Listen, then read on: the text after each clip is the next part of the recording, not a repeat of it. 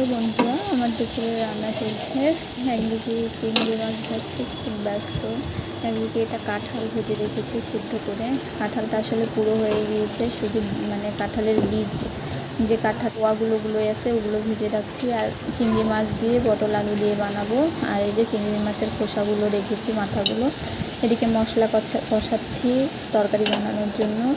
তারপরে আমি এর মধ্যেও কাঁঠাল দিয়েও কষিয়ে নিয়েছি, আর শেষে গরম মশলার গুঁড়ো দিয়ে দিয়েছি। আর একদিকে চিংড়ি মাছ বানাবো দেখে পটল আলুটা কষাচ্ছিলাম, হয়ে গেলে চিংড়ি মাছটা দিয়ে দেবো।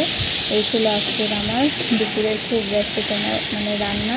কে দুপুরবেলা রান্না করলেন অবশ্যই কমেন্ট বক্সে এসে জানাবেন। আর ভিডিওটি ভালো লাগলে অবশ্যই সাবস্ক্রাইব করে বন্ধুদের পাশে থাকবে দেবেন, একটু করে লাইক করে দেবেন। আর কমেন্ট করে অবশ্যই জানাবেন কেমন লাগলো আপনার একটি কমেন্ট আমাকে ভিডিও বানাতে অনেক উৎসাহিত করবে। বলতে বলতে আমার চিংড়ি মাছের তরকারিটা হয়ে গিয়েছে।